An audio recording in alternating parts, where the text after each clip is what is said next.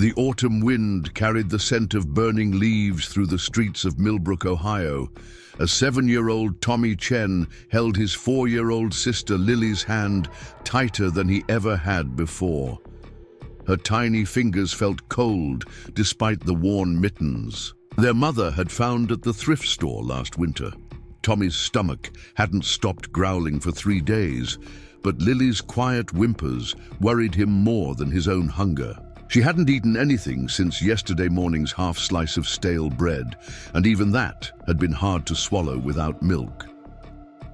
As they approached the red brick building with the large bay doors, Tommy's heart pounded so hard he was sure Lily could hear it. Station 19 looked massive to his 7-year-old eyes, with its gleaming fire trucks and the tall radio antenna reaching toward the grey November sky.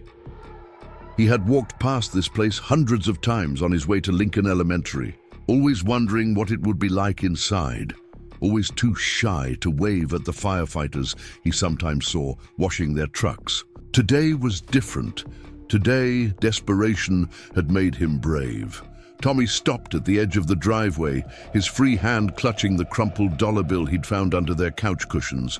It wasn't enough to buy food. He knew that much from helping his mother count change at the grocery store. But maybe, just maybe, these people who saved lives would understand. Maybe they would help his little sister before she got as thin as the stray cats that wandered behind their apartment building. Lily tugged on his sleeve, her voice barely a whisper. The sound broke something inside Tommy's chest, and he knew there was no turning back. Taking a deep breath that tasted like smoke and hope, he led his sister toward the open bay door, where a man in a dark blue uniform was checking equipment on one of the trucks. Before we jump back in, tell us where you're tuning in from, and if this story touches you, make sure you're subscribed, because tomorrow I've saved something extra special for you. Captain Marcus Williams had been with the Millbrook Fire Department for 12 years, and in all that time, he prided himself on running the most efficient station in the city. At 35, he was the youngest captain in the department's history, a fact that both impressed and isolated him from many of his colleagues. His days followed a precise routine that left no room for inefficiency or emotional distractions. Morning equipment checks, training drills, maintenance schedules, and emergency responses were all executed with the mechanical precision of a Swiss watch. The morning of November 15th started like any other Tuesday. Marcus arrived at Station 19 at exactly 6:30, 30 minutes before his official shift began. He preferred these quiet moments before the chaos of the day, when he could review reports, plan training exercises, and ensure every piece of equipment met his exacting standards. His coffee was always black, his uniform always pressed, and his expectations always high. Marcus had earned his reputation as a demanding leader through years of what he called disciplined excellence. He demanded the same level of commitment from his team that he gave to the job. Every call was answered in record time, every emergency handled with textbook precision, and every piece of equipment maintained to perfection. The statistics spoke for themselves. Station 19 had the fastest response times in Millbrook, the lowest equipment failure rates, and the highest efficiency ratings in the department. His personal life reflected the same rigid structure that defined his professional world. Marcus lived alone in a spotless downtown apartment, 15 minutes from the station. His refrigerator contained exactly what he needed for his carefully planned meals. His closet held 7 identical off-duty outfits, one for each day of the week. His evening routine included a precisely timed workout, dinner while reviewing, department manuals, and 8 hours of sleep that began at exactly 10:30 each night. The other firefighters at Station 19 respected Marcus's competence, but kept their distance from his intensity.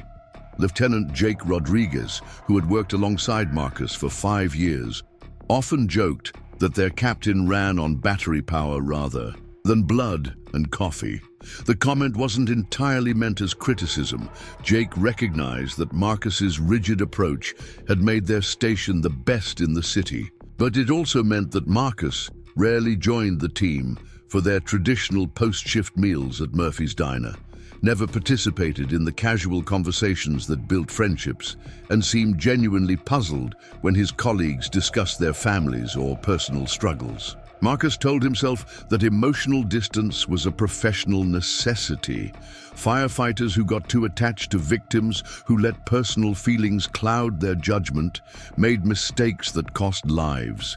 He had seen it happen during his early years. On the job, watching experienced firefighters freeze up when a call hit too close to home. Marcus had decided early in his career that the best way to save lives was to maintain complete professional objectivity. Every victim was a problem to be solved, every emergency a test of efficiency and skill. This approach had served him well through countless emergencies. House fires, car accidents, medical emergencies, and rescue operations were all handled. With the same calm competence, Marcus could assess a situation, deploy his team, and execute a plan faster than anyone in the department. His ability to remain emotionally detached allowed him to make difficult decisions quickly, prioritize resources effectively, and maintain clear thinking even in the most chaotic situations. The philosophy extended beyond emergency calls to every aspect of station life. When new recruits joined his team, Marcus made it clear that personal problems stayed at home, that emotional responses were signs of weakness, and that the only thing that mattered was getting the job done right. He believed that sympathy was a luxury that emergency responders couldn't afford, that helping people meant maintaining professional boundaries, and that getting emotionally involved with victims or their families only compromised their ability to serve the next person in need. Marcus's apartment walls held no family photos, no personal mementos that might remind him of attachments outside the job. His phone contained work contacts, emergency numbers, and little else. He had dated occasionally over the years, but relationships always ended when women complained about his emotional unavailability or his unwillingness to prioritize them over his work schedule. Marcus saw these breakups as confirmation that his approach was correct. Personal relationships were complications that interfered with professional excellence. The irony was that Marcus had originally chosen firefighting because he wanted to help people. As a teenager, he had been inspired by stories of heroic rescues and life-saving interventions. But somewhere along the way, the desire to help had transformed into an obsession with efficiency. The people he saved had become statistics in his response reports rather than human beings with families and futures. His success was measured in response times and equipment performance rather than lives improved or families reunited. On this particular Tuesday morning, as Marcus conducted his routine equipment inspection, he felt the familiar satisfaction of a well-ordered world.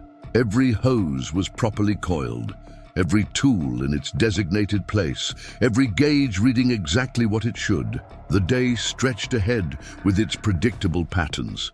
Training exercises at 9, equipment maintenance at 11, and lunch at exactly 12:30. His team would perform their duties with the competence he demanded.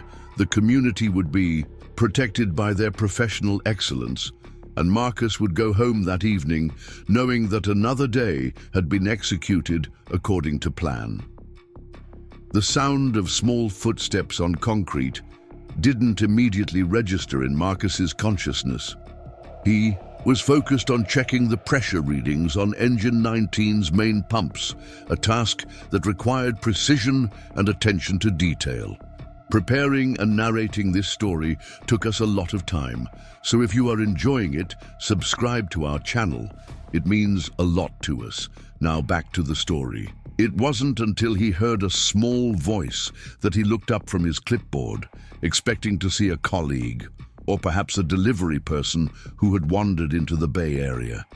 Instead, he found himself looking down at two children who seemed impossibly small against the backdrop of the massive fire trucks.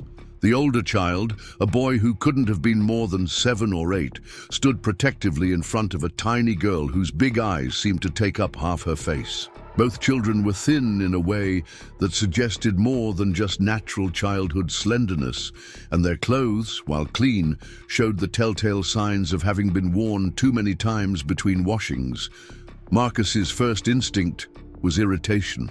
Station 19 wasn't a playground, and children wandering unsupervised into the equipment bay represented both a safety hazard and a disruption to his carefully planned morning schedule.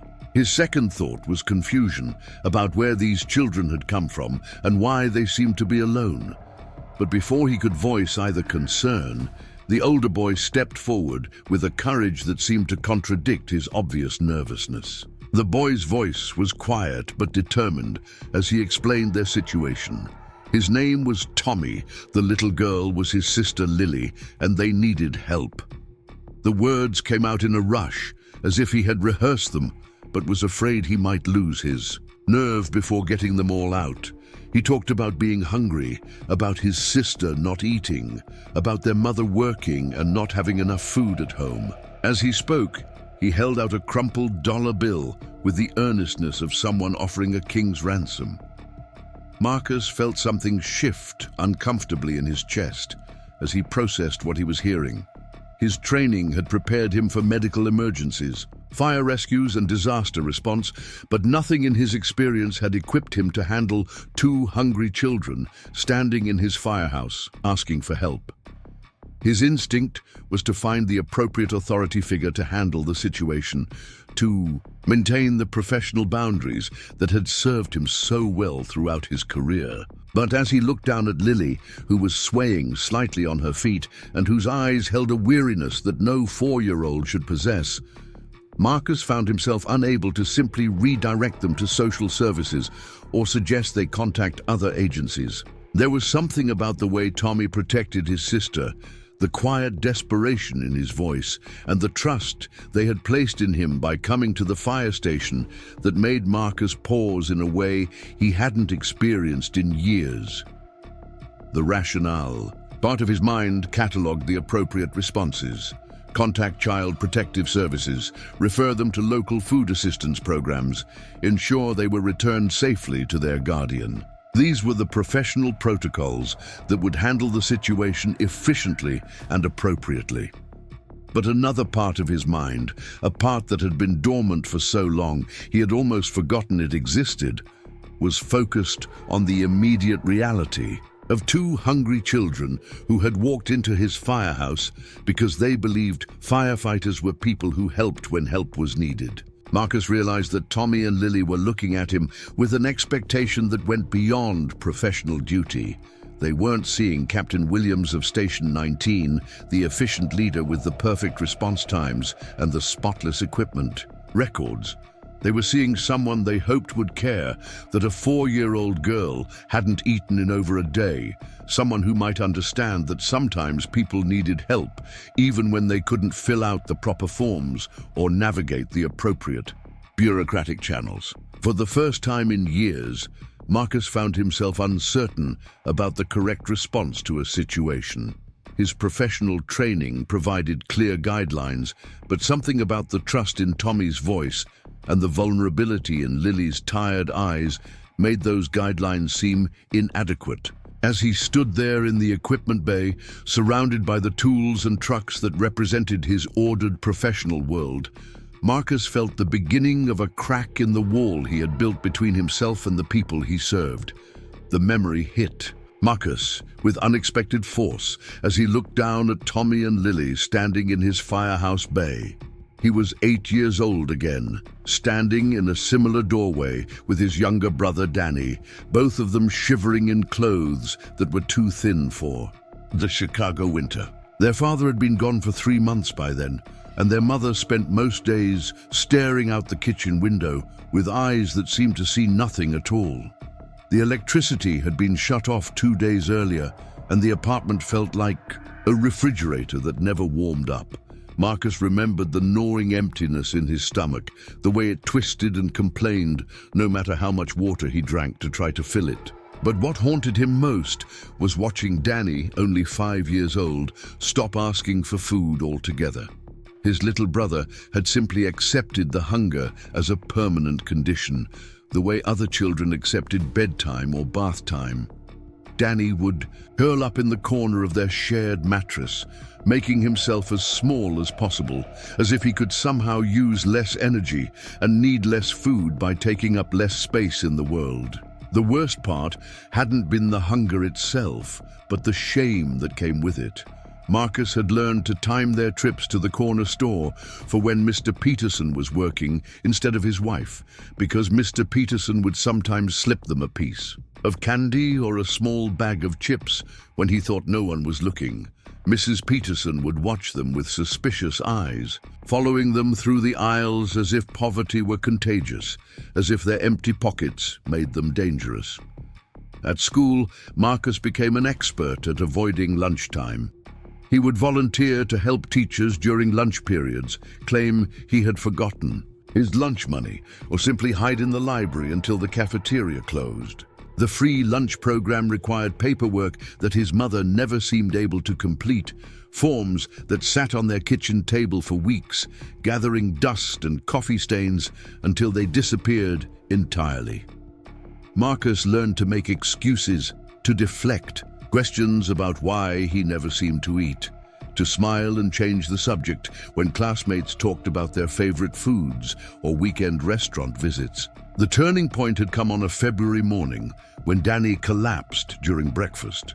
There had been no breakfast, of course, just another morning of pretending that sitting at the table together somehow made them feel less empty. Danny had simply folded over while reaching for his coat, his small body crumpling like a piece of paper being thrown away. Marcus had screamed for their mother, but she remained motionless at the window, lost in whatever world she inhabited, when reality became too much to bear. At 9 years old, Marcus had made the decision that changed both their lives. He had wrapped Danny in every blanket they owned, lifted his brother's impossibly light body into his arms, and carried him 6 blocks to the fire station on Ashland Avenue.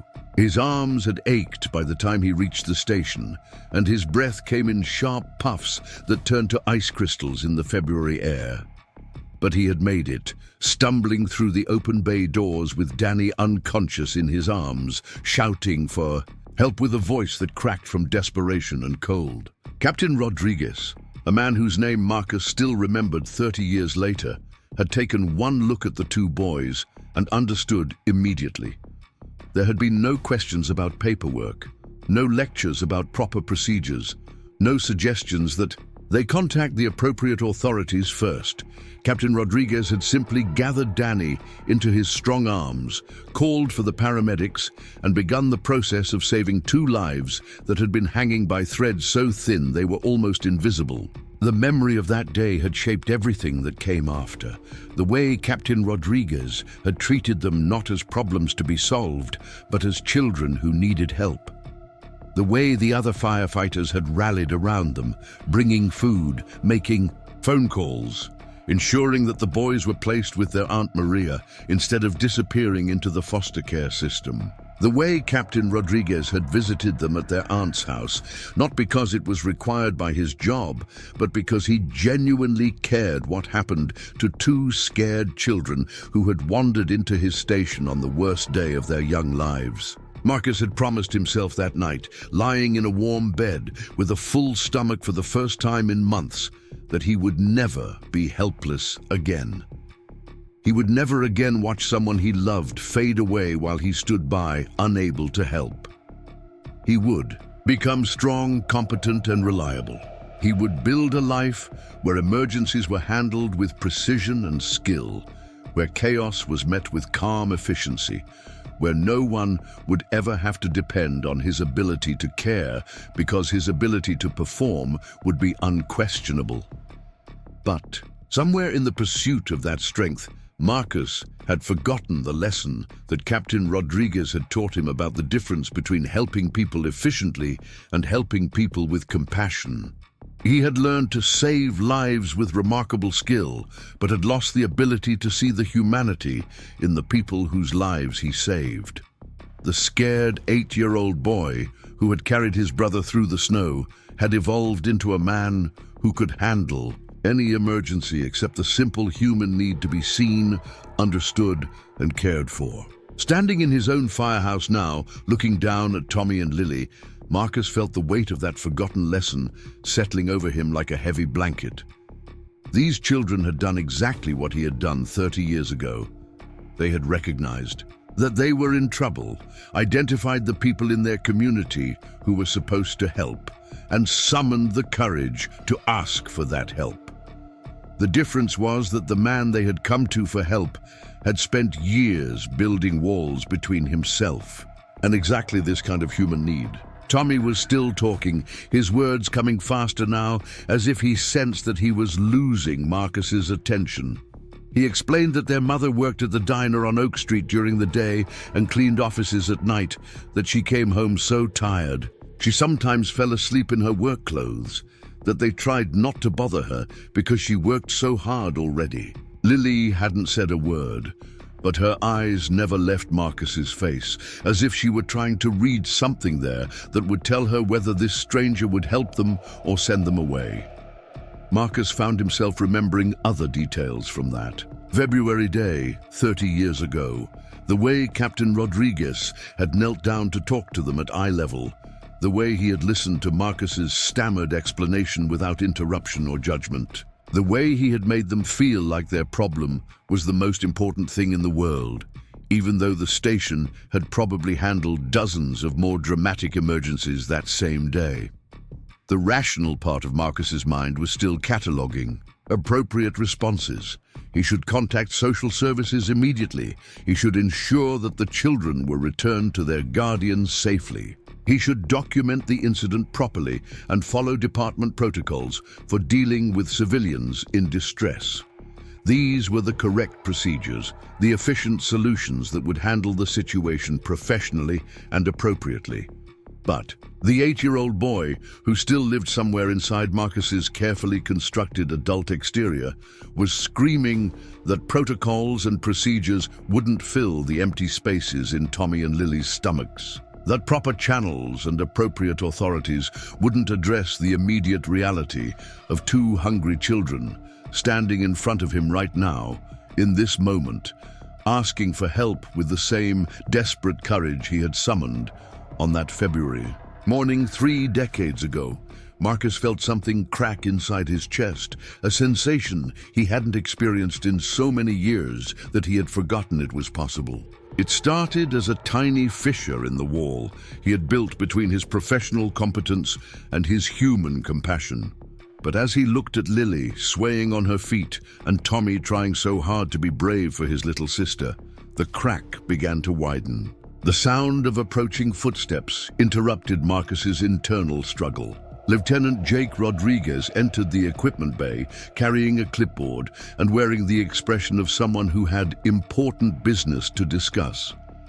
Jake had been trying to catch Marcus for 20 minutes to go over the training schedule for the new recruits, and his face showed the mild irritation of someone whose carefully planned morning was being disrupted by unexpected delays. Jake's expression changed immediately when he saw the 2 children standing near Engine 19. His irritation transformed into curiosity, then concern as he took in their obvious youth, their thin frames, and the protective way Tommy positioned himself in front of his sister. Jake had 3 children of his own, and his parental instincts were far more developed than his captain's professional detachment. "Everything okay here, Cap?" Jake asked, his voice carrying the tone of someone who could see that everything was clearly not okay, but wasn't sure what kind of help was needed. Marcus felt caught between 2 worlds as he tried to formulate a response. Part of him wanted to handle the situation the way he had handled every other disruption to station routine over the past 12 years. Efficiently, professionally, and with minimal emotional investment.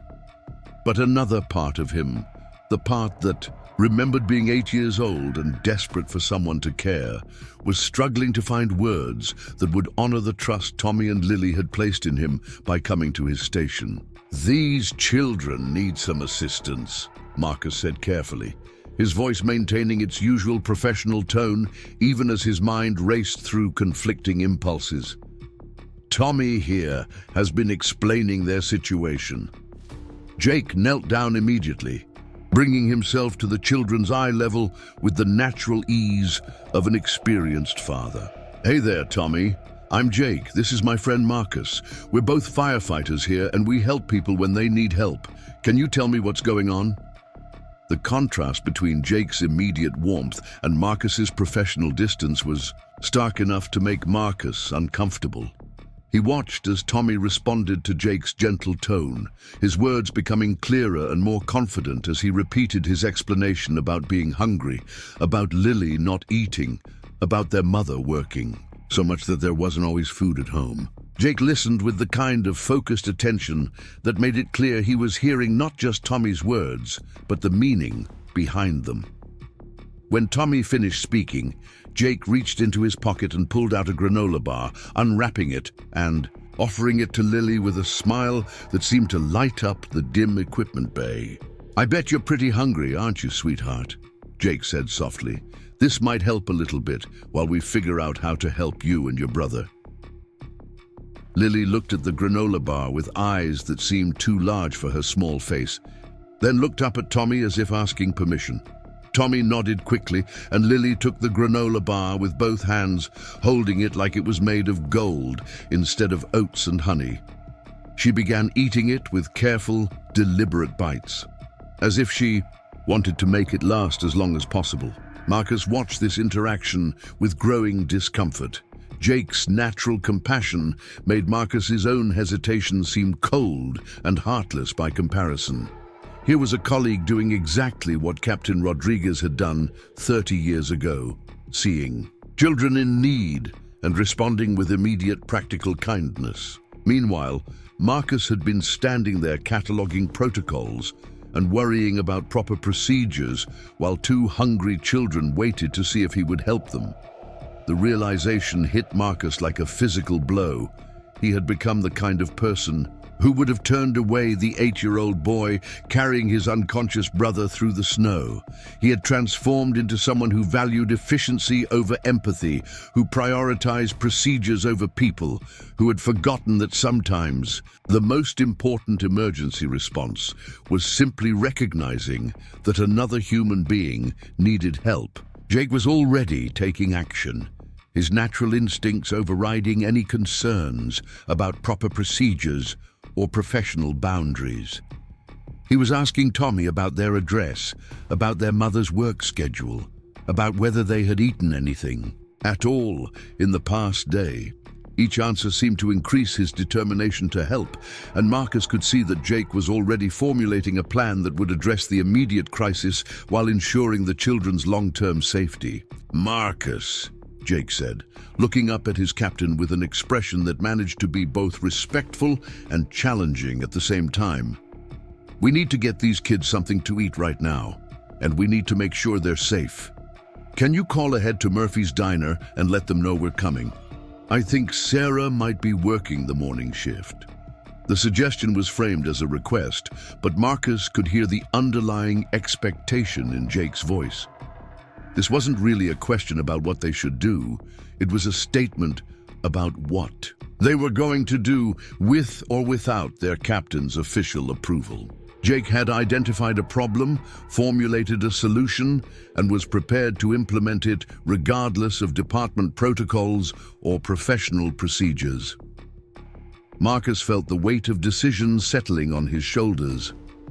He could insist on following proper channels, could require Jake to contact social services before taking any action, could maintain the professional boundaries that had defined his career for over a decade. Or he could remember what it felt like to be 8 years old and desperate for someone to care enough to help. Looking down at Lily, who was still eating her granola bar with the focused intensity of someone who couldn't be sure when her next Meal might come. Marcus made a choice that surprised even himself. The crack in his professional armor widened just enough to let in a small ray of the compassion he had spent years suppressing.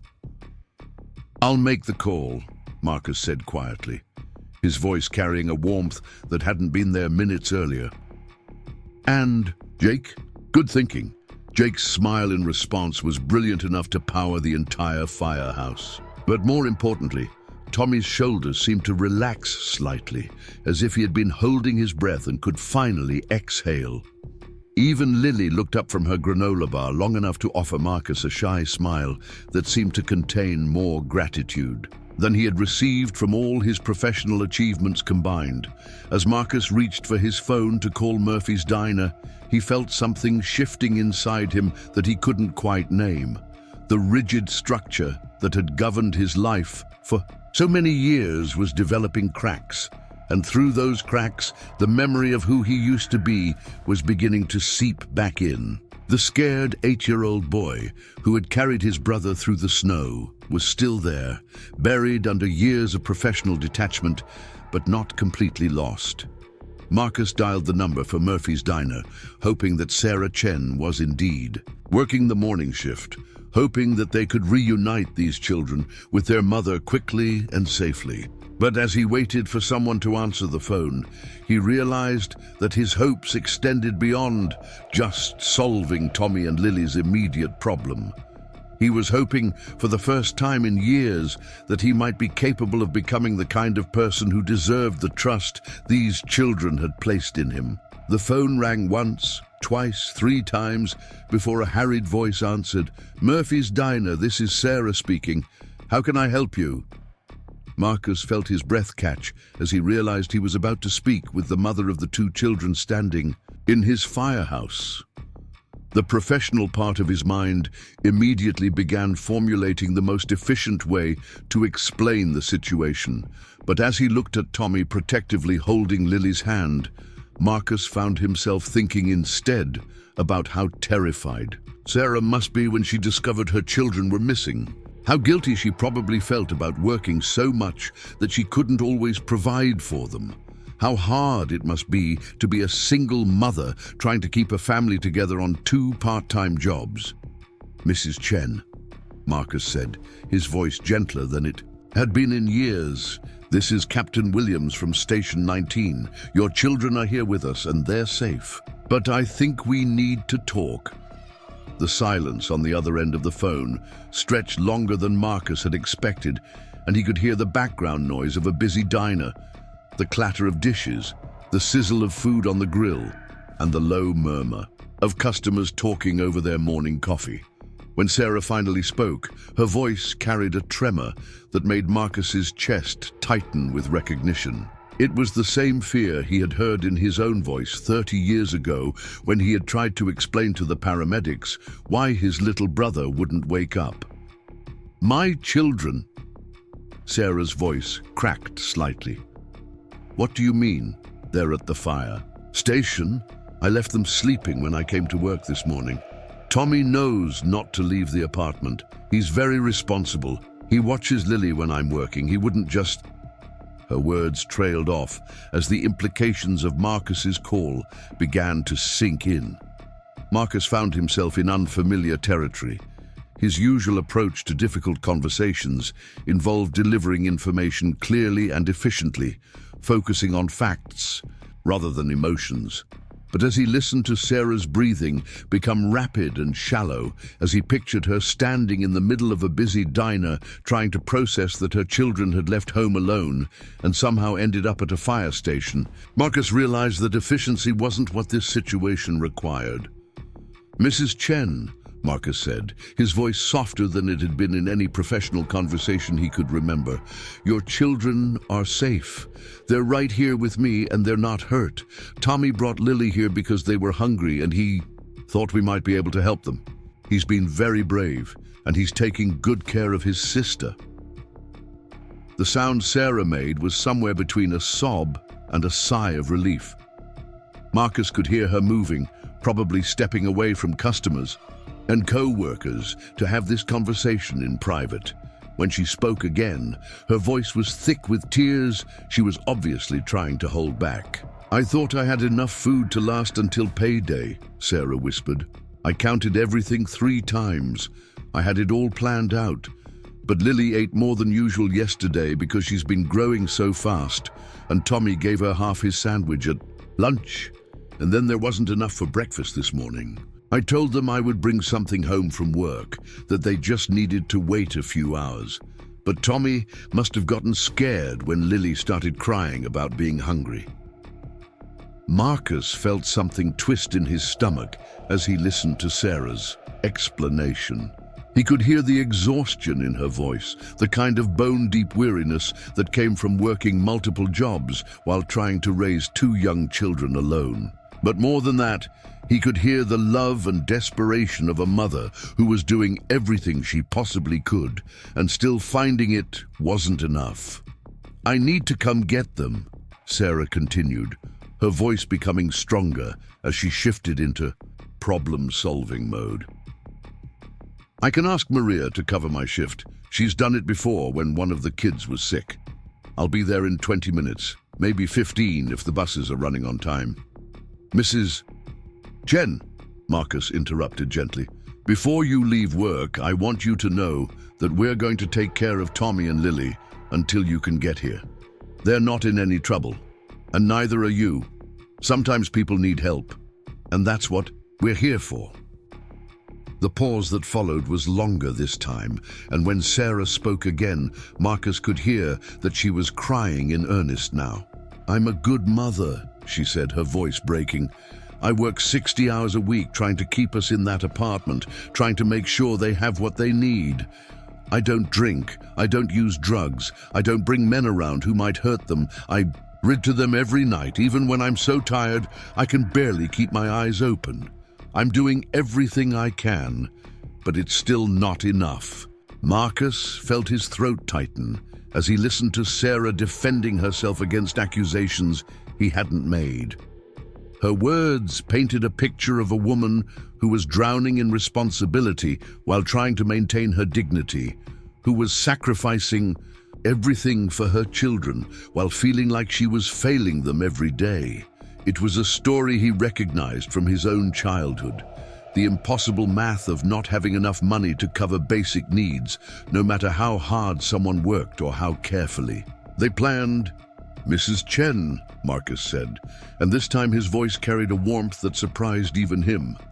"You are a good mother. Tommy told me how hard you work, how much you love them. He's proud of you, and he should be. What happened today doesn't change any of that. It just means you need some help, and there's nothing wrong with accepting help when you need it." Jake had been listening to Marcus's side of the conversation while keeping Tommy and Lily occupied near Engine 19.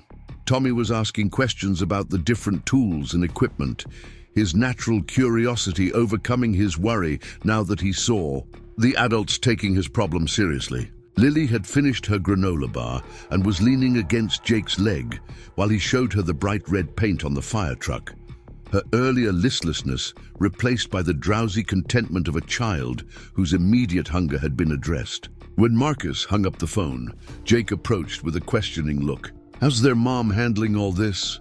"About as well as you'd expect," Marcus replied, watching Tommy trace the Station 19 logo with his finger while Lily yawned against Jake's uniform. "She's scared, she's embarrassed, and she's blaming herself for not having enough food in the Shichu house. She'll be here as soon as she can get away from work." Jake nodded thoughtfully. These kids are going to need more than just a reunion with their mum. If they're hungry enough that a 7-year-old walked his little sister to a fire station asking for food, this isn't just a temporary problem. This is a family that's been struggling for a while. The observation hit Marcus harder than it should have. Jake was stating the obvious, identifying a systemic problem that required more than immediate intervention. But Marcus realized that his usual response to such situations would have been to handle the immediate crisis and then move on, trusting that other agencies and organizations would address the underlying issues. He would have reunited the children with their mother, filed the appropriate reports, and returned to his regularly scheduled duties without giving the Chen family another thought. But something had changed in the past hour. Looking at Tommy and Lily, Marcus couldn't shake the feeling that simply returning them to their mother and walking away would be abandoning them in the same way he felt he had been abandoned as a child. Not abandoned by Captain Rodriguez, who had done everything he could within the constraints of his role, but abandoned by a system that seemed designed to address crises without preventing them from happening in the first place. "What are you thinking, Cap?" Jake asked, recognizing the expression on Marcus's face as the same one he wore when he was working through a particularly complex problem. Marcus was quiet for a long moment, watching Tommy explain something to Lily in a voice too mature for his 7 years. "I'm thinking that we need to do more than just reunite them with their mother and hope for the best. I'm thinking that if we're really here to help people, then maybe we need to help them in ways that go beyond emergency response." Jake's eyebrows rose slightly. In the 5 years they had worked together, he had never heard Marcus express interest in anything that fell outside the strict boundaries of their official duties. Marcus was the captain who reminded everyone that they were firefighters, not social workers, that their job was to respond to emergencies efficiently and leave the follow-up care to other agencies. "What did you have in mind?" Jake asked carefully. Marcus wasn't entirely sure himself. The idea forming in his mind was so far outside his usual approach that he couldn't quite believe he was considering it. But as he watched Lily's eyes growing heavy with the kind of exhaustion that came from chronic stress rather than just sleepiness, Marcus felt something stirring in his chest that he hadn't experienced in years. It wasn't just professional competence or the satisfaction of a job well done. It was the kind of personal investment that he had spent his entire career trying to avoid. "I want to make sure they don't have to come back here asking for food again," Marcus said finally. "I want to make sure their mother doesn't have to choose between paying rent and buying groceries. I want to make sure Tommy can be a 7-year-old kid instead of a 7-year-old adult who has to take care of his little sister because there's no one else to do it." The silence that followed was broken by the sound of the station's main phone ringing. Jake moved to answer it, leaving Marcus alone with his thoughts and with Tommy and Lily, who had settled themselves on a bench near the equipment bay's entrance to wait for their mother. Tommy was humming quietly to Lily, some song that Marcus didn't recognize, but that seemed to be calming his sister's lingering anxiety. Marcus found himself studying the two children with an intensity that would have made him uncomfortable just hours earlier.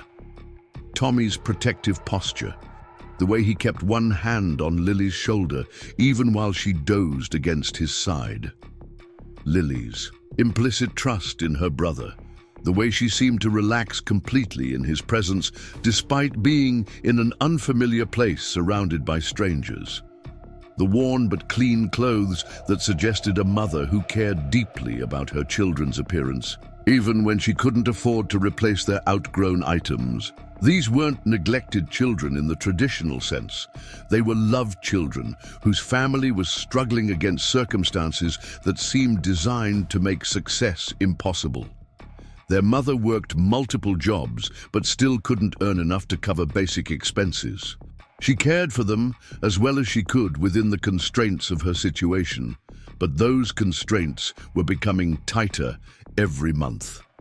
The children were well-behaved, polite, and obviously accustomed to taking care of each other in ways that spoke to both good parenting and unfortunate necessity. Marcus realized that he was seeing himself, and Danny reflected in Tommy and Lily, but he was also seeing the difference that one person's intervention could make. Captain Rodriguez hadn't just responded to an emergency 30 years ago.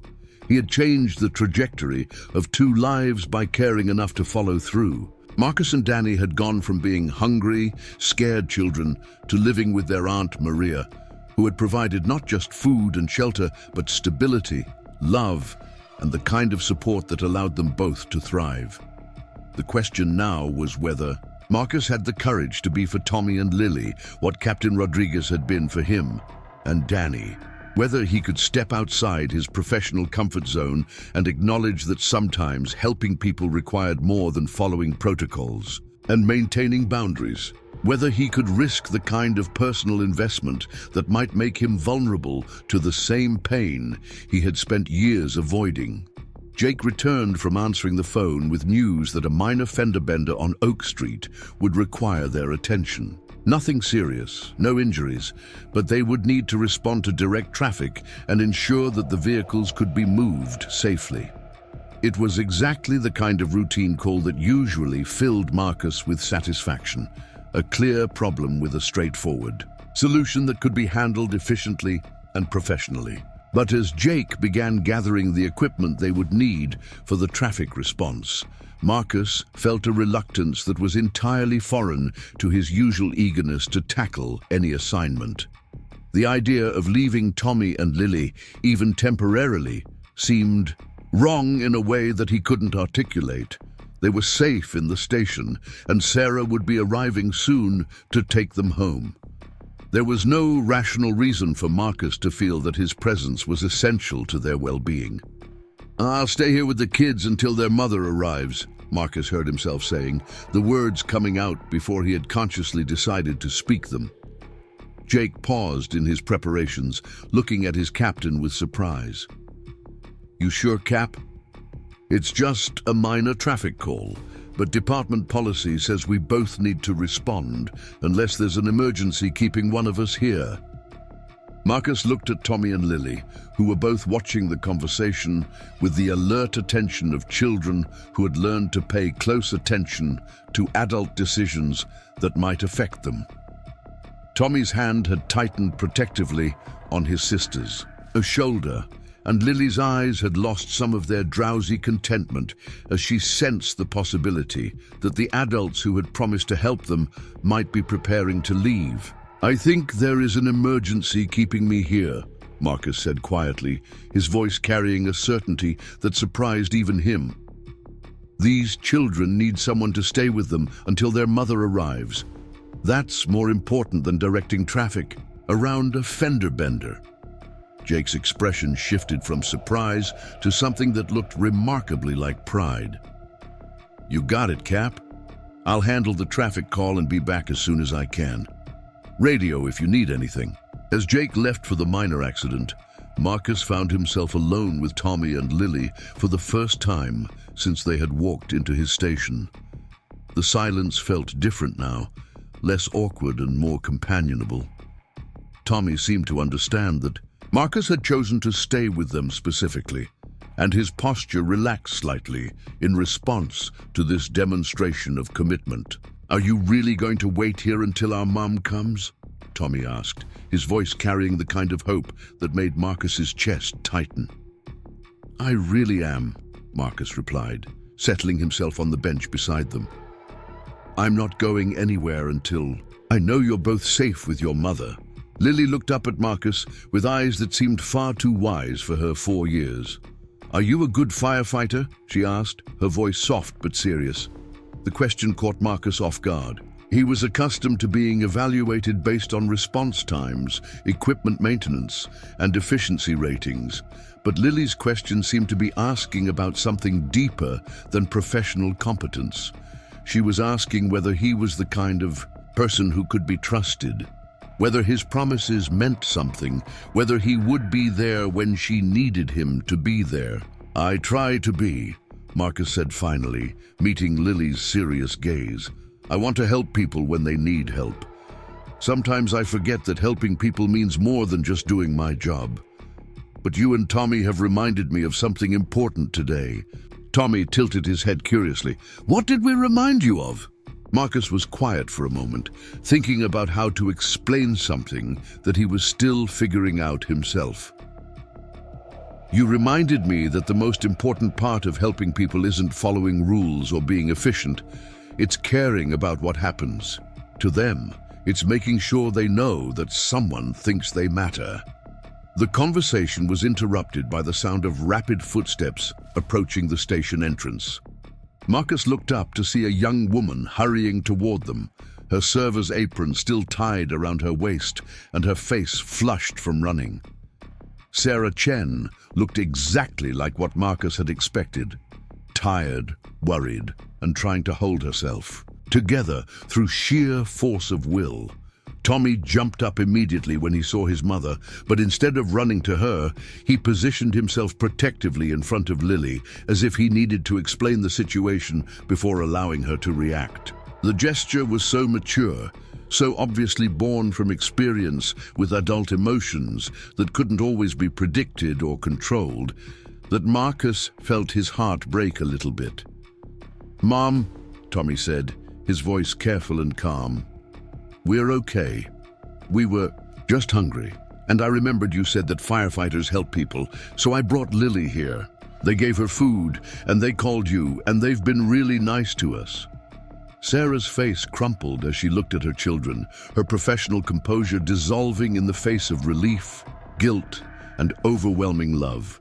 She knelt down and gathered both Tommy and Lily into her arms, holding them tightly enough that Marcus could see her hands shaking against their small backs. "I'm so sorry," Sarah whispered into Tommy's hair. "I'm so sorry you had to do that. I'm so sorry I didn't make sure there was enough food before I left for work. I'm so sorry." Marcus watched the reunion with emotions he couldn't name, the relief on Sarah's face, the way Tommy and Lily melted into their mother's embrace, the obvious love that existed between them despite their difficult circumstances. But he also saw the shame in Sarah's posture, the way she held her children as if she was afraid someone might take them away, the defensiveness that came from a lifetime of being judged for circumstances beyond her control. "Mrs. Chen," Marcus said gently, approaching the family slowly so as not to intrude on their reunion. "I'm Marcus Williams, the captain here at Station 19. Your children are remarkable. Tommy showed incredible courage bringing his sister here, and Lily has been an absolute delight. You should be very proud of them." Sarah looked up at Marcus with eyes that were red from crying, but also filled with a gratitude that seemed almost painful in its intensity. "Thank you," she said, her voice thick with emotion. "Thank you for taking care of them. Thank you for calling me instead of calling other people who might have. Thank you for treating us like people instead of like a problem to be solved." The words hit Marcus like a physical blow because he recognized how easily this situation could have gone differently, how his usual approach would have been to contact Child Protective Services immediately, to follow protocols that might have resulted in Tommy and Lily being removed from their mother's care, while the system determined whether Sarah was fit to parent children she couldn't always feed. How his professional detachment might have prevented him from seeing what was now obvious, that this was a loving family facing impossible circumstances, not a case of neglect or abuse. "Mrs. Chen," Marcus said, his voice carrying a warmth and certainty that surprised even him, "your children love you, and it's clear that you love them. What happened today doesn't change that. It just means that sometimes good people need help. And there's nothing wrong with accepting that help when it's offered." Sarah's expression shifted from gratitude to confusion as she processed Marcus's words. She had obviously been prepared for judgment, criticism, or at least official intervention. The kindness in Marcus's voice seemed to catch her off guard, as if she wasn't sure how to respond to compassion from someone in a position of authority. "I don't understand," Sarah said slowly. "Aren't you going to report this? Aren't there forms to fill out or agencies to contact? When children show up at a fire station asking for food, doesn't that usually mean—" Marcus knelt down beside Sarah and her children, bringing himself to their eye level in the same way Jake had done earlier. The gesture felt natural in a way that surprised him, as if some part of him remembered how to connect with people on a human level rather than from behind the barrier of professional authority. "What this usually means," Marcus said quietly, "is that someone needs help, and the only question that matters is what kind of help they need and how we can provide it. Everything else is just paperwork." Sarah's shoulders began to shake as the weight of Marcus's words settled over her. For months, she had been bracing herself for the moment when someone in authority would decide that her love wasn't enough, that her inability to provide everything her children needed made her unfit to be their mother. She had rehearsed explanations and defenses in her mind, prepared arguments about how hard she worked and how much she cared, ready to fight for her right to keep her family together. But Marcus wasn't asking her to defend herself. He wasn't questioning her fitness as a mother or suggesting that her children would be better off somewhere else. Instead, he was offering something she had almost forgotten existed: unconditional support from someone who had the power to help rather than harm. "I don't know what to say," Sarah whispered, her voice breaking as fresh tears spilled down her cheeks. "I've been so scared that someone would find out we were struggling, that they would think I wasn't taking good enough care of Tommy and Lily. I've been working so hard to make everything look normal, to make sure no one knew that sometimes there wasn't enough food or that I had to choose between buying groceries and paying the electric bill." Marcus felt his throat tighten as he listened to Sarah's confession. Her words painted a picture of exhausting vigilance, of a woman who had been fighting alone for so long that the idea of accepting help felt dangerous. He recognized the fear in her voice because he had lived with a similar fear as a child. The terror that admitting need would result in family separation rather than family support. Tommy had been listening to his mother's words with the serious expression of a child who understood far more about adult struggles than he should. When Sarah paused in her explanation, he reached up and patted her arm, with a gentleness that seemed impossibly mature for his 7 years. "It's okay, Mom," Tommy said softly. "These are good people. They're not going to take us away from you. They just want to help us, so you don't have to work so hard all the time." The simple faith in Tommy's voice seemed to break something open in Sarah's chest. She pulled her son closer, kissing the top of his head while tears continued to stream down her face. "You shouldn't have to worry about how hard I work," she said. "You should get to be a little boy. You should get to play and have fun and not think about grown-up problems." "I like taking care of Lily," Tommy replied with the matter-of-fact tone of someone stating an obvious truth. "And I like helping you, but it would be nice if we had more food sometimes." Marcus watched this exchange with growing determination. The easy love between Sarah and her children was unmistakable, but so was the weight of responsibility that Tommy had accepted at far too young an age. Lily might only be 4, but she had already learned to make herself small during difficult times, to accept hunger without complaint, to trust her older brother to solve problems that should never have been his to handle.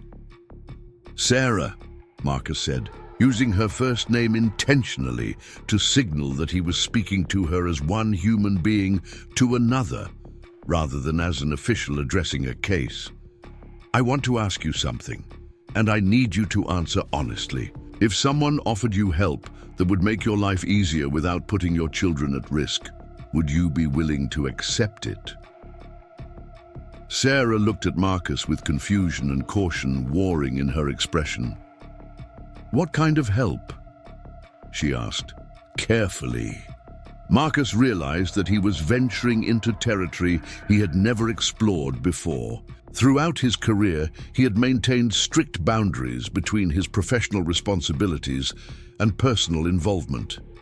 He had responded to emergencies, provided immediate assistance, and then moved on to the next call without looking back. But sitting on the floor of his firehouse with the Chen family, Marcus felt those boundaries dissolving in the face of a need that went far beyond what any single emergency response could address. The kind of help that means Tommy doesn't have to bring his sister to a fire station because there's no food at home, Marcus said, his voice growing stronger as he spoke. The kind of help that means you don't have to choose between paying rent and buying groceries. The kind of help that lets you be their mother instead of just their survival coordinator. Sarah's eyes widened as she processed what Marcus was suggesting. "I don't understand," she said slowly. "Are you talking about charity? Because I've tried the food banks and the assistance programs, but there are waiting lists and requirements, and most of them can only help once every few months. It's not enough to make a real difference."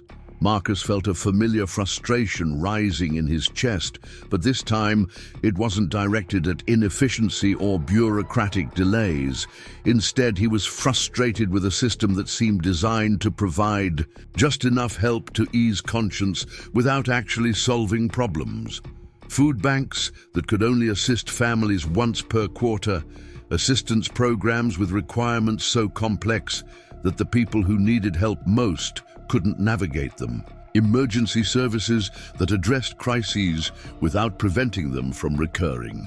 "I'm not talking about charity," Marcus said firmly. "I'm talking about community. I'm talking about people who care about each other, finding ways to help each other succeed. I'm talking about making sure that families like yours don't have to struggle alone." Jake's return from the traffic call interrupted the conversation, but instead of breaking the intimate atmosphere that had developed, his presence seemed to amplify it. Jake took one look at the scene in front of him. Marcus sitting on the floor with the Chen family, Sarah's tear-streaked face, Tommy's protective posture next to his mother. Lily dozed against Sarah's shoulder and immediately understood that something significant was happening. "Everything okay here?" Jake asked quietly, his voice carrying the tone of someone who could see that everything was definitely not okay, but that progress was being made toward making it better.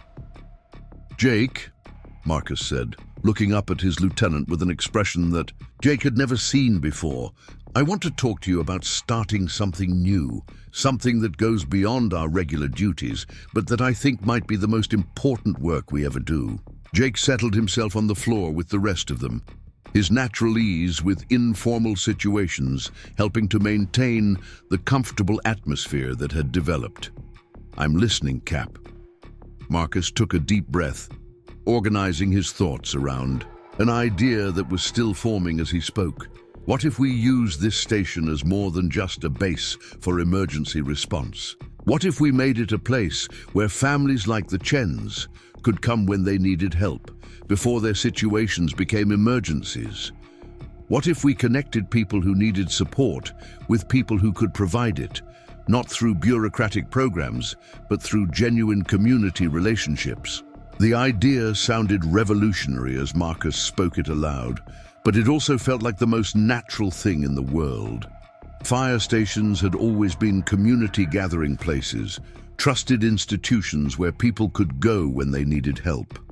The difference Marcus was proposing was expanding their definition of help beyond medical emergencies and fire suppression, to include the kind of preventive support that could keep emergencies from happening in the first place. Sarah looked between Marcus and Jake with an expression that mixed hope with disbelief. "You're talking about helping families like mine on a regular basis, not just once, but as an ongoing thing." "I'm talking about creating a network," Marcus replied, his enthusiasm growing as the vision became clearer in his mind.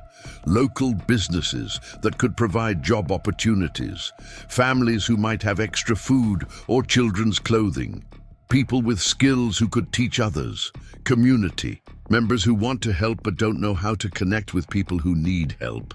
Jake was nodding as Marcus spoke, his expression showing that he was following the logic and finding it compelling. "Like Mrs. Thompson from the community center," Jake said.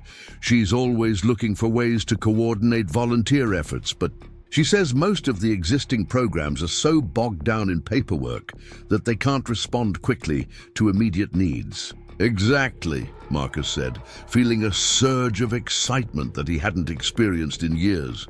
What if we could cut through all that bureaucracy and just connect people directly? What if we made it simple for community members to help each other in practical, meaningful ways? Tommy had been listening to this conversation with growing interest, his 7-year-old mind processing the possibility that the adults were discussing a world where families like his wouldn't have to struggle alone. Would that mean other kids wouldn't have to be hungry? He asked, his voice carrying the kind of hope that made all 3 adults feel the weight of responsibility for making their vision a reality. That's exactly what it would mean, Marcus said, looking directly at Tommy with the kind of serious attention that acknowledged the boy's maturity without placing adult burdens on his shoulders. It would mean that when families are having trouble, they would have somewhere to go for help before things got really difficult. Lily stirred against her mother's shoulder, awakening from her brief nap to find herself surrounded by adults who were talking about making the world a better place for families like hers. Even at 4 years old, she seemed to understand that something important was happening, that the conversation around her was about more than just solving her family's immediate problems. "Are you going to help other kids too?" Lily asked, her voice still soft with sleep, but carrying the same hope that had been in Tommy's question. Marcus felt something fundamental shift inside his chest as he looked at Lily's trusting face. The professional detachment that had governed his career, the emotional boundaries that had protected him from getting too involved with the people he served, seemed suddenly not just unnecessary, but counterproductive. These children needed him to care, not just to perform his duties efficiently. They needed him to see them as individuals with names and stories and futures that mattered, not just as problems to be solved and then forgotten. "Yes," Marcus said, his voice carrying a certainty that surprised even him. "We're going to help other kids too. We're going to help any family that needs it."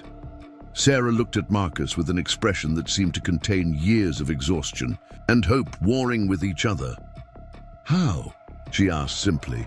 "How would something like this actually work?"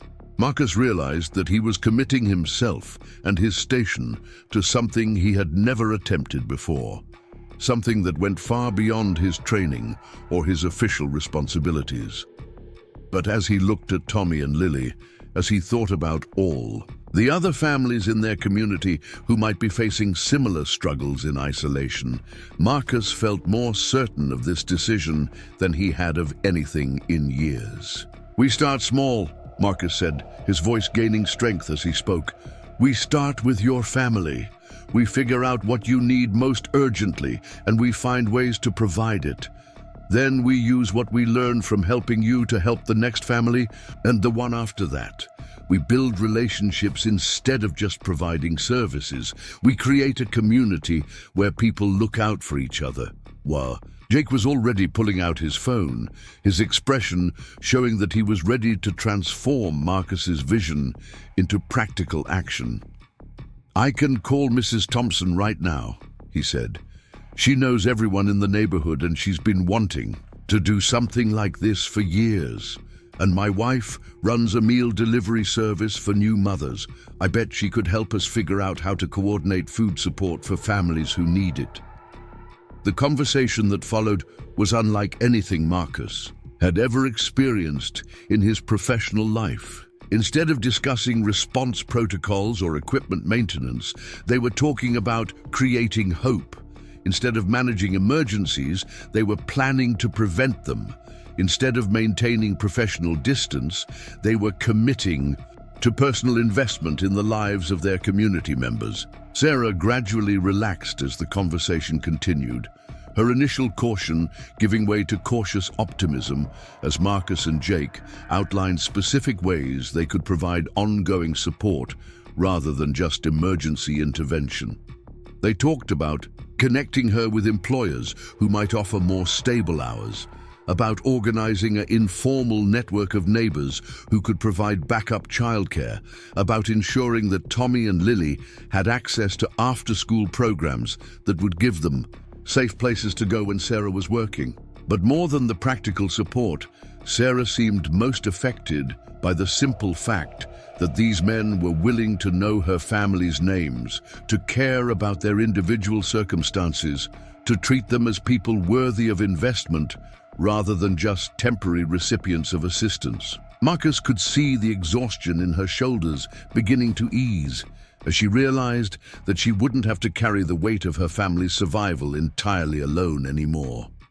3 months later, Station 19 had become the unofficial headquarters for what the community had started calling the Millbrook Mutual Aid Network.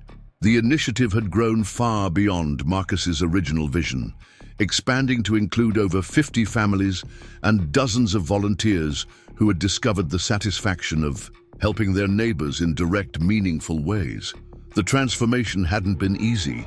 Marcus had faced skepticism from some department officials who questioned whether community support fell within the proper scope of fire department activities. He had also struggled with his own learning curve as he discovered that maintaining long-term relationships with community members required skills that hadn't been covered in any of his professional training. But the results spoke for themselves. Emergency calls to Station 19 had decreased as families received support before their situations became crises. Community engagement had increased as neighbors discovered they could make real differences in each other's lives. And Marcus had found a sense of purpose in his work that had been missing for years. Tommy and Lily had become regular visitors to the station, not because they needed emergency assistance, but because they enjoyed helping with the community programs that had grown out of their initial visit. Tommy had appointed himself as the official greeter for new families who came seeking help, using his experience to reassure other children that the firefighters were safe people who genuinely wanted to help. Lily had become the station's unofficial mascot, her bright smile and enthusiastic hugs providing encouragement to adults who were struggling with difficult circumstances. Sarah had found stable employment through connections made at the station, and her family had moved to a larger apartment in a safer neighborhood. But more importantly, she had discovered that accepting help didn't diminish her worth as a mother. Instead, it had allowed her to provide better care for her children, while also contributing her own skills to help other families facing similar challenges. The change in Marcus himself was perhaps the most dramatic transformation of all. The rigid professional who had once measured success only in response times and efficiency ratings had evolved into a leader who understood that the most important emergencies were often the ones that developed slowly over time. The man who had once avoided emotional investment in his work had discovered that caring about outcomes made him more effective, not less. On a warm spring evening, as Marcus was preparing to end his shift, he found Tommy and Lily in the station's community room, working on homework while their mother attended a job training program that met in the same building. The scene was so normal, so comfortably domestic, that Marcus had to pause for a moment to remember how extraordinary it would have seemed just months earlier. "Captain Marcus," Lily said, looking up from her coloring book with the kind of smile that could light up entire rooms. "Are you happy?" The question caught Marcus off guard, not because it was inappropriate, but because it was so directly honest. Children, he had learned over the past few months, had a way of asking the questions that mattered most, while adults got distracted by questions that mattered least. "Yes, Lily," Marcus said, settling into a chair beside her small table. "I'm very happy. Are you happy?" Lily nodded enthusiastically, her ponytails bouncing with the motion. "I'm happy because Tommy doesn't have to worry so much anymore, and Mom smiles more, and we have friends here who care about us." Tommy looked up from his math homework with the serious expression that Marcus had come to recognize as his thinking face. "Captain Marcus, do you think other places have stations like this one, where firefighters help families with more than just fires?" Marcus considered the question carefully. The Millbrook Mutual Aid Network had attracted attention from other communities, and Marcus had received calls from fire departments in neighboring cities asking for advice on implementing similar programs. The model they had developed wasn't unique to Station 19. It could be adapted and replicated anywhere that people were willing to invest in their neighbors' success. "I think they could," Marcus said finally. "I think any place where people care about each other could have something like this. It just takes someone being willing to start." Tommy nodded thoughtfully, as if he were filing this information away for future reference. At 8 years old, he had already developed the kind of leadership instincts that suggested he might spend his adult life finding ways to help other people solve their problems. Sarah appeared in the doorway of the community room, her face showing the kind of exhaustion that came from learning new skills rather than from struggling against impossible circumstances. Her job training program was challenging, but it was also preparing her for employment that would provide stability and growth opportunities rather than just survival wages. "Ready to go home, you two?" Sarah asked, her voice carrying the warm authority of a mother who no longer had to worry about whether there would be food on the table when they got there. As the Chen family prepared to leave for the evening, Marcus felt the deep satisfaction that came from knowing that his work had made a real difference in real lives. Tommy and Lily were thriving in ways that went far beyond just having enough to eat. Sarah had discovered strengths and capabilities she hadn't known she possessed. And Marcus himself had found a version of himself that he hadn't known was possible. "Captain Marcus," Tommy said as he gathered his backpack, "thank you for helping us that day when we came here. Thank you for not just giving us food and sending us away. Thank you for caring about what happened to us after that." Marcus knelt down to Tommy's eye level, remembering another conversation months earlier when he had made the same gesture for very different reasons. This time, instead of struggling to find the right professional response, Marcus found himself speaking from his heart. "Tommy, you and Lily taught me something that day that I had forgotten. You taught me that helping people isn't just about solving their immediate problems. It's about caring what happens to them tomorrow and next week and next year. You taught me that the best part of my job isn't responding to emergencies. It's making sure families like yours don't have to face emergencies alone."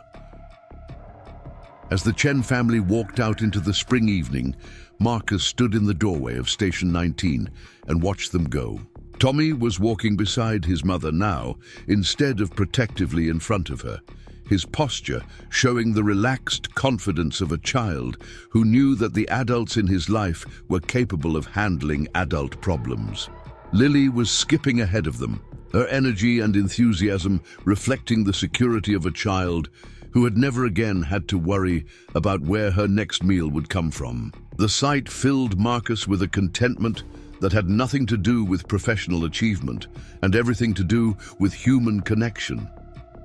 He had discovered that the most important fires to fight weren't always the ones that burned buildings. Sometimes they were the quiet fires of desperation and isolation that burned through families and communities when people were left to struggle alone. Station 19 was still the most efficient firehouse in Millbrook, with response times and equipment, ratings that continued to earn recognition from department officials. But it had also become something more, a place where community members could find not just emergency assistance, but ongoing support, not just professional service, but genuine care, not just temporary solutions, but lasting relationships. Marcus's phone buzzed with a text message from Jake, who was off duty but had just received a call from a single father whose work hours had been cut and who was worried about making rent. The man had heard about the mutual aid network from a neighbor and wanted to know if there might be help available before his situation became desperate. Marcus smiled as he read the message, already thinking about how they could connect this father with resources that would address his immediate need while also providing long-term stability. It was exactly the kind of preventive intervention that had become the heart of their work, the kind of help that addressed problems before they became emergencies. As he locked up the station for the night, Marcus reflected on how much his understanding of his job had changed. He was still a firefighter, still committed to responding quickly and effectively to emergencies. But he had also become something else, a community builder, a relationship facilitator, a person who understood that the most important victories weren't measured in response times, but in families who no longer had to face their struggles alone. The 7-year-old boy who had carried his brother through the snow 30 years earlier would have been amazed to see what the scared child he had grown up to become. Not just a competent professional, but a person who had learned to use his position and resources to create the kind of community support that could prevent other children from having to make the same desperate journey he had once made. Marcus drove home that evening thinking about Tommy's question regarding whether other communities could develop similar support networks. The answer was yes, absolutely yes. Any place where people were willing to see their neighbors as family, where individuals in positions of authority were willing to expand their definition of service, where communities were ready to invest in prevention rather than just emergency response, could create something similar. The Millbrook Mutual Aid Network had started with one hungry 4-year-old girl and her brave 7-year-old brother walking into a fire station asking for help. It had grown into a community-wide support system that had transformed dozens of lives and created a model that was already being replicated in other cities. But at its heart, it remained what it had always been, a recognition that sometimes the most important thing any of us can do is care about what happens to each other. 6 months after Tommy and Lily Chen first walked through the doors of Station 19, the autumn leaves were falling again in Millbrook, but everything else had changed in ways that would have seemed impossible on that November morning, when 2 hungry children had asked Captain Marcus Williams for help. The fire station had evolved into something unprecedented in the city's history, a place where emergency response and community building had merged into a model that was drawing attention from social workers, city planners, and fire departments across the country.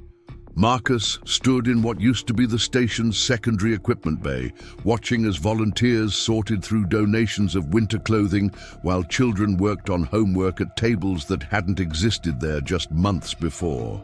The space had been transformed into a community hub that buzzed with activity from early morning until late evening. A place where neighbors who had never spoken to each other before were now collaborating on solutions to problems that had once seemed insurmountable. The transformation hadn't happened overnight, and it hadn't happened without challenges that tested Marcus's commitment to his new understanding of what it meant to serve his community. There had been budget meetings with city officials who questioned whether taxpayer-funded facilities should be used for what some called social work rather than emergency response. There had been heated discussions with department supervisors who worried that Marcus was overstepping the boundaries of his role as a fire captain. There had been sleepless nights when Marcus wondered whether he was asking too much of his team, whether he was putting his career at risk for an experiment that might ultimately fail. But there had also been moments of breakthrough that made every challenge worthwhile. Like the morning when Mrs. Rodriguez from Elm Street brought her neighbor Mrs. Patterson to the station because Mrs. Patterson's grandson needed help with college applications, and Mrs. Rodriguez remembered that one of the volunteers was a retired guidance counselor. Or the afternoon when 3 teenagers who had been getting into trouble after school became regular volunteers, finding purpose and direction. In helping families navigate bureaucratic systems, they had learned to navigate themselves. The success stories had multiplied faster than Marcus could have predicted. Sarah Chen had not only completed her job training program, but had been promoted twice at her new position with a local healthcare company. She had also become one of the network's most effective advocates, using her experience to help other single parents understand that accepting help didn't mean admitting failure. Tommy had started a kids' council that met weekly to brainstorm ways that children could contribute to community problem solving, while Lily had appointed herself the official welcomer for new families, remembering exactly how scary it had felt to walk into an unfamiliar place asking for help. The ripple effects had extended far beyond individual families. Local businesses had started participating in what they called the Millbrook Promise, a commitment to prioritize hiring from within the community and to provide pathways for advancement, rather than just entry-level positions. The school district had partnered with the network to identify children who might be struggling at home, providing support before academic performance suffered. Even the police department had begun referring families to Station 19 instead of just filing reports, recognizing that many of the problems they encountered had roots in economic instability rather than criminal intent. Marcus had learned lessons about leadership that weren't taught in any fire academy curriculum. He had discovered that the most effective interventions were often the smallest ones, that listening was more powerful than advising, and that the families who received help today often became the most passionate advocates for helping other families tomorrow. He had also learned that sustainable change required systems thinking rather than individual heroics, that creating lasting impact meant building networks rather than just solving isolated problems. The model they had developed was being replicated in other communities, but each adaptation reflected the unique needs and resources of its location. A fire station in rural Montana had created a network focused on supporting farming families during difficult seasons.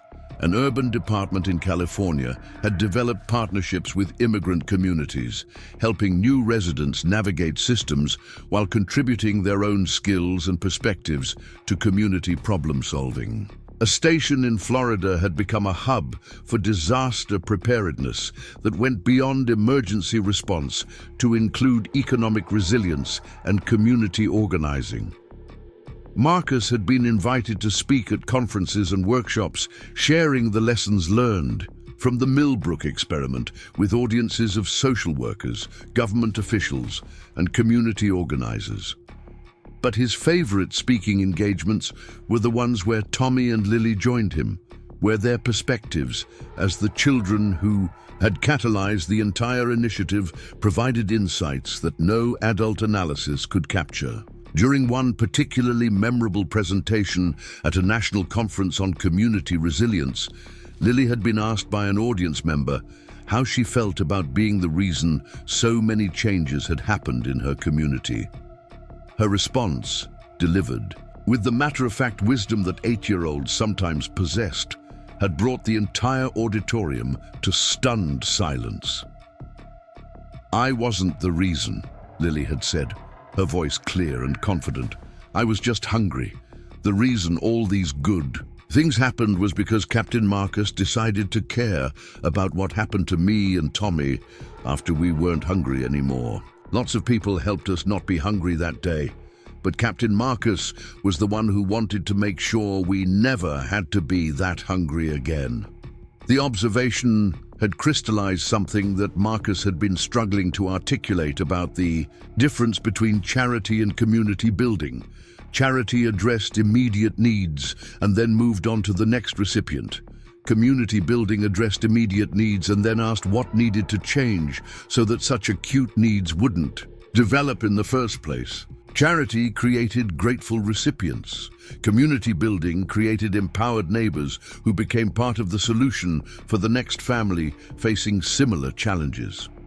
The success of the Millbrook model had also attracted criticism from some quarters. Conservative voices argued that fire departments should stick to fighting fires rather than expanding into social services. Progressive critics worried that community-based solutions might be used to justify cuts to government programs.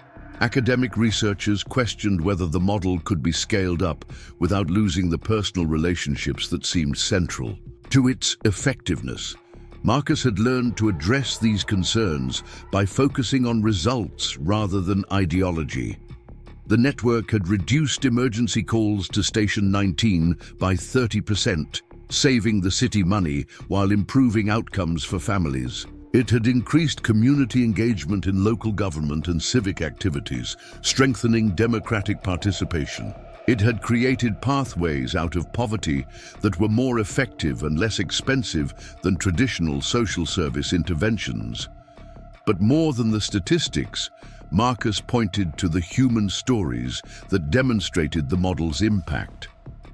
Stories like the Martinez family, who had come to the station facing eviction and had left with not just rental assistance, but connections to job training, childcare, and financial counseling that had helped them achieve long-term stability. Stories like teenage Jamie Wilson, who had been heading toward dropping out of school until he found mentorship and purpose through the network's youth leadership program.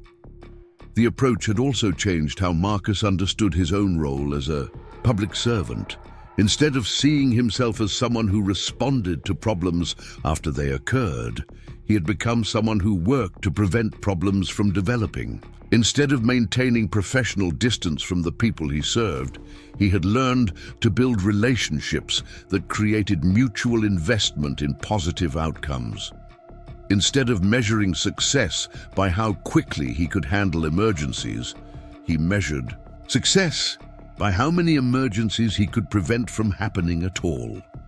The personal cost of this transformation had been significant. Marcus had ended a romantic relationship with someone who couldn't understand why he was spending so much time and emotional energy on work that wasn't officially part of his job.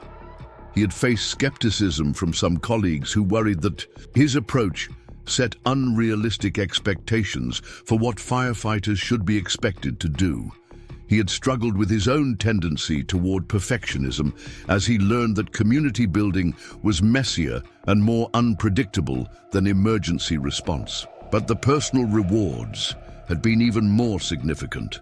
Marcus had discovered a sense of purpose in his work that had been missing for years. He had built relationships with community members that enriched his understanding of the city he served.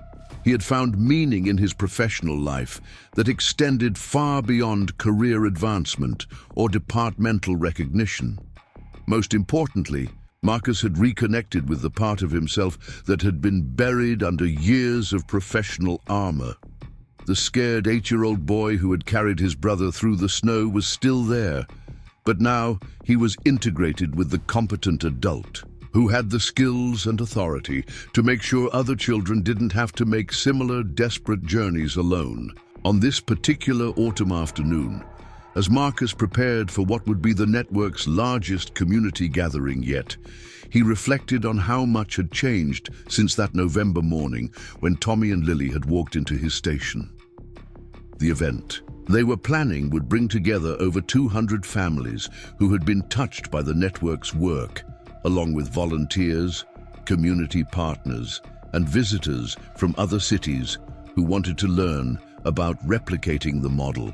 Tommy, now 8 and full of the confidence that came from knowing his voice mattered to adults, had insisted on helping plan the event.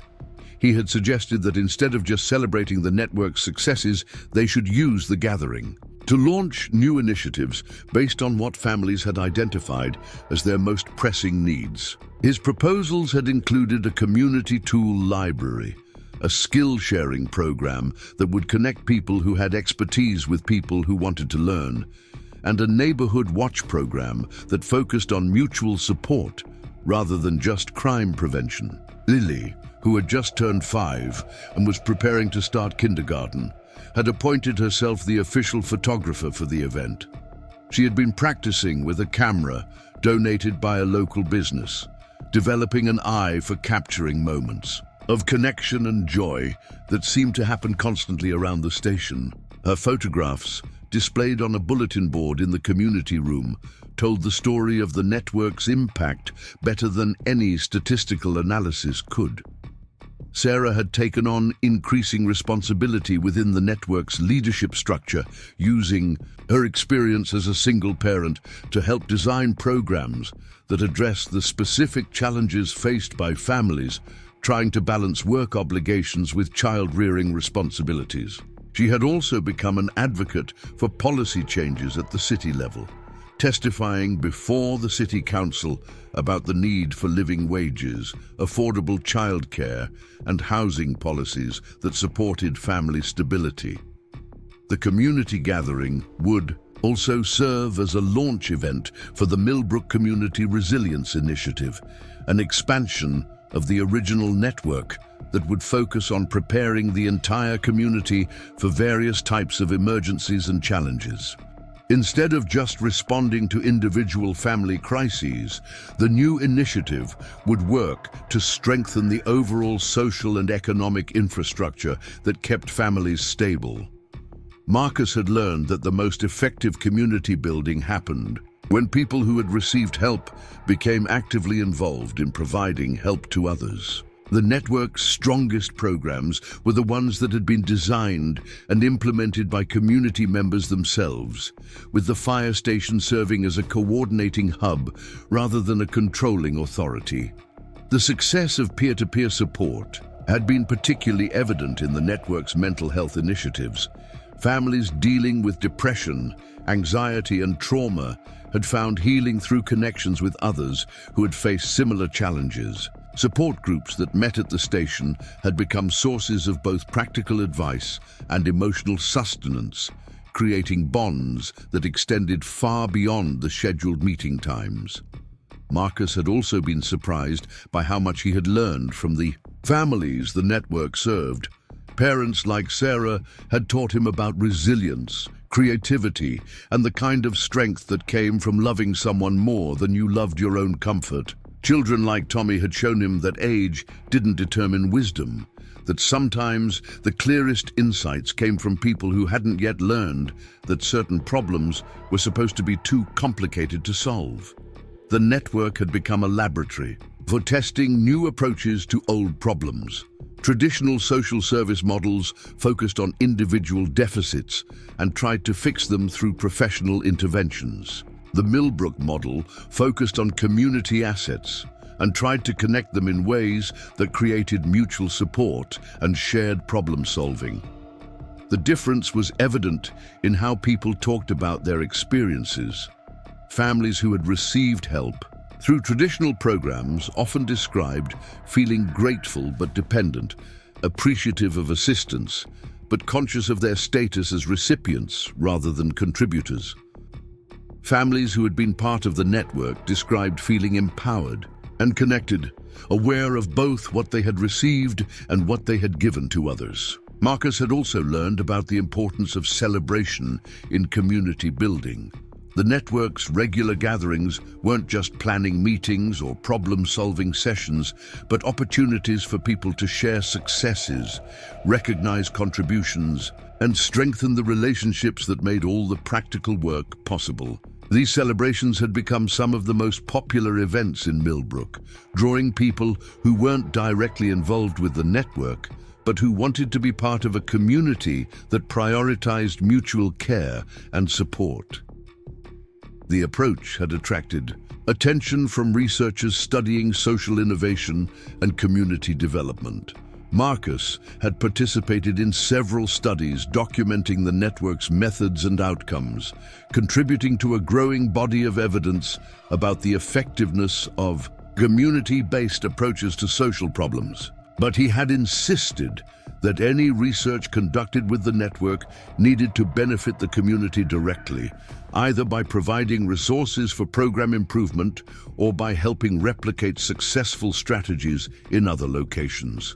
One of the most significant lessons Marcus had learned was about the relationship between individual healing and community health. Many of the adults who became the network's most effective volunteers were people who had experienced their own struggles with poverty, family instability, or social isolation. Their willingness to help others seemed to be both a result of their own healing and a continuation of it. This pattern had led to the development of what the network called healing circles, groups that brought together people who had experienced similar challenges to process their experiences while also developing strategies for supporting others facing similar situations. The circles had become powerful sources of both personal growth and community leadership, creating a pipeline of people who were ready to step into volunteer roles as soon as they felt stable enough to focus on helping others. As the day of the community gathering approached, Marcus found himself thinking about Captain Rodriguez, the man who had saved his life and his brother's life 30 years earlier. Marcus had tried to find him several times over the years, wanting to thank him and to let him know how profoundly his intervention had shaped both their lives. But Captain Rodriguez had retired and moved away, leaving behind only the memory of his kindness and the example of his willingness to go beyond duty to provide genuine care. Marcus had come to understand that he might never have the opportunity to thank Captain Rodriguez directly, but that he could honor his legacy by being for other families what Captain Rodriguez had been for him and Danny. The network wasn't just about helping families in need. It was about creating a community where the kind of care that Captain Rodriguez had shown was woven into the fabric of daily life rather than dependent on individual heroics.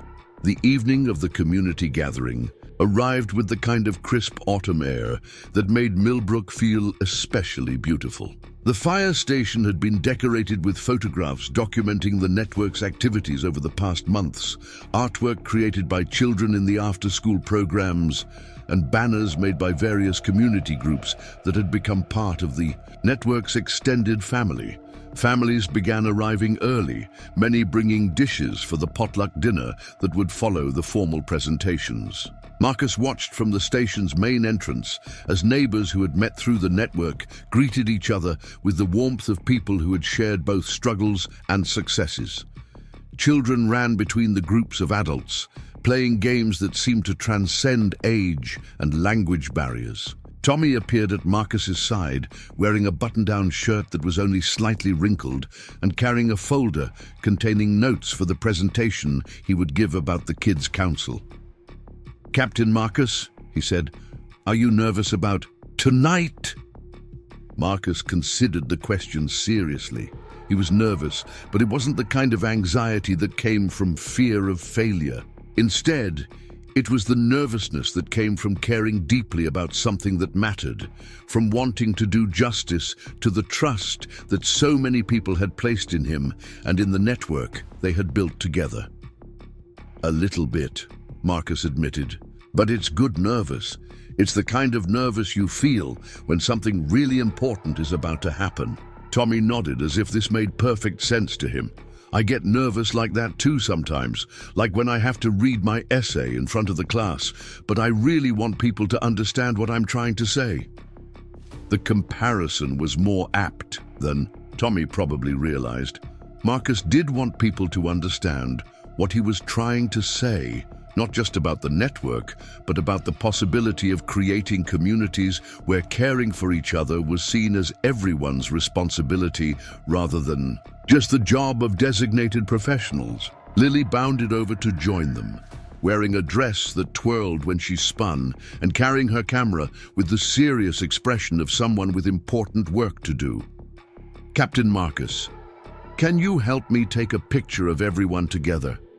I want to make sure we remember what tonight looked like." As Marcus helped Lily position herself to capture the best shot of the gathering crowd, he realized that she had identified exactly what made the evening special. It wasn't just about celebrating past successes or planning future initiatives. It was about creating a moment that people would remember as proof that their community could be a place where everyone belonged, where everyone's contributions mattered, where everyone's well-being was everyone's concern. The formal presentations that evening included updates on various network initiatives, recognition of volunteers and community partners, and announcements about new programs that would launch in the coming months. But the most powerful moment came when Sarah took the microphone to talk about what the network had meant to her family. 6 months ago, Sarah said, her voice clear and strong, my children walked into this fire station because they were hungry, and I was failing as a mother to provide for them. Tonight, they're here because this place has become their second home, and I'm here as someone who gets to help other families discover that asking for help isn't a sign of weakness. It's a sign of strength, and it's the first step toward building the kind of community where no child has to be hungry and no parent has to struggle alone. The applause that followed Sarah's words was sustained and heartfelt, but Marcus noticed that many people weren't just clapping. They were crying, nodding, and reaching out to touch the shoulders of people sitting near them. Sarah's story had become their story, her transformation a reflection of their own experiences of finding support and discovering ways to provide support to others. When Marcus finally took the microphone for his closing remarks, he found himself thinking about all the people who had contributed to the evening's success, the volunteers who had given countless hours to make programs work, the families who had trusted the network with their struggles and their hopes, the community partners who had provided resources and expertise, the city officials who had supported the experiment even when it challenged conventional approaches to public service.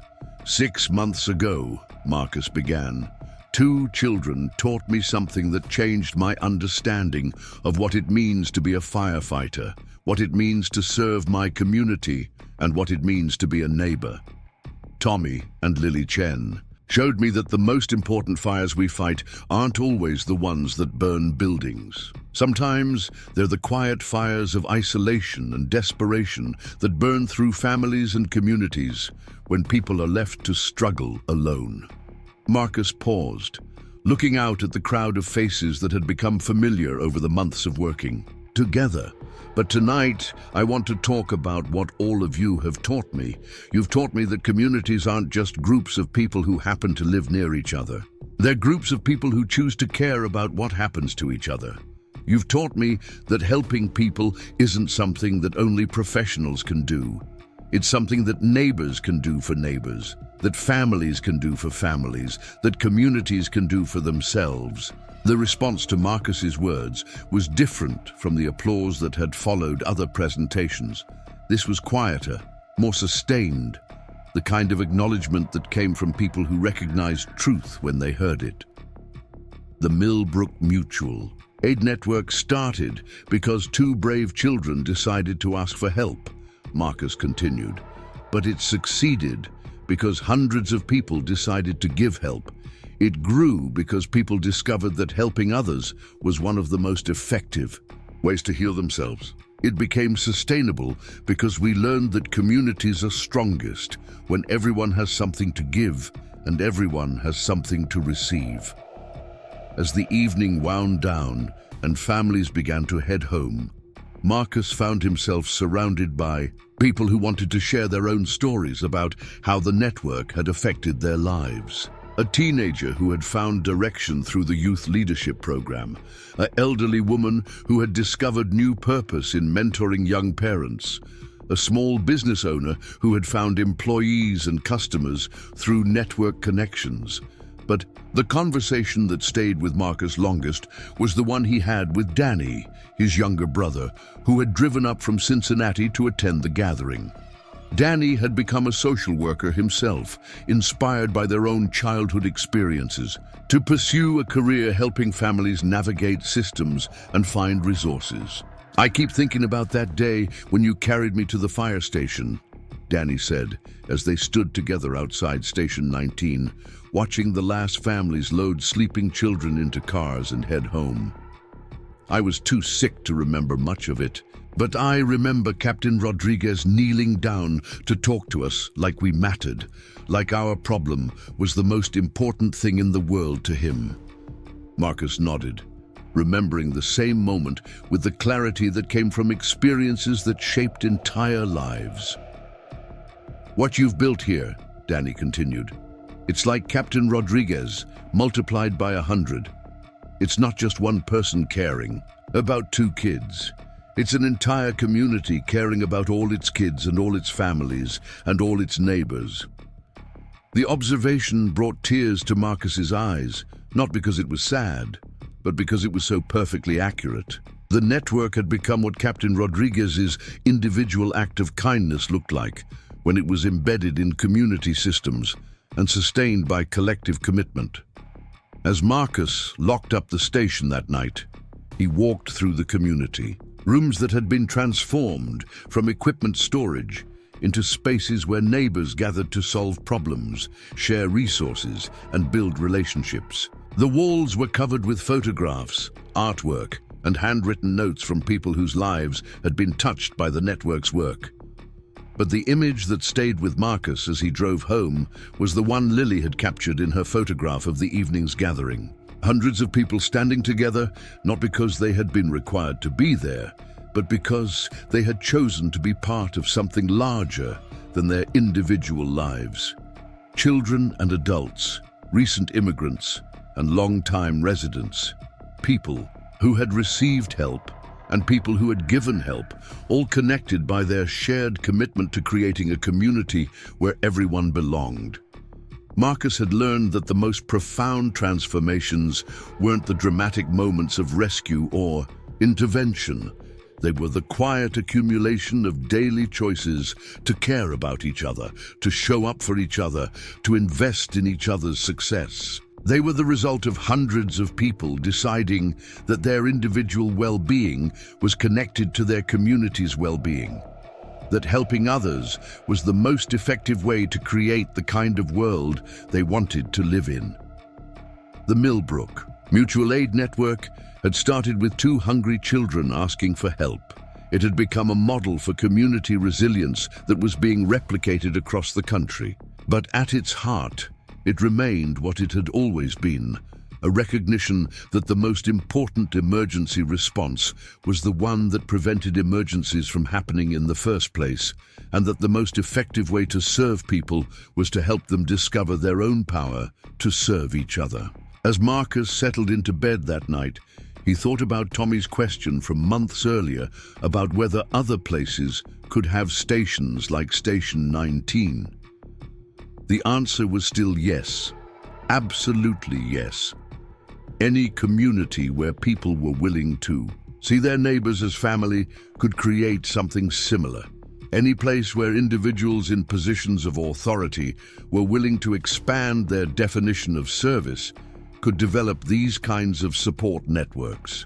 The only requirements were the willingness to care about what happened after the immediate crisis was resolved, and the courage to invest in relationships that might be messy, unpredictable, and emotionally demanding, but that were also the foundation of everything that made communities worth living in. Marcus fell asleep thinking about Lily's photograph and the faces it had captured, people who had discovered that they were stronger together than they had ever been alone, that their individual struggles were more manageable when they were shared, with neighbors who cared about their outcomes, that their individual successes were more meaningful when they were celebrated by people who had invested in making those successes possible.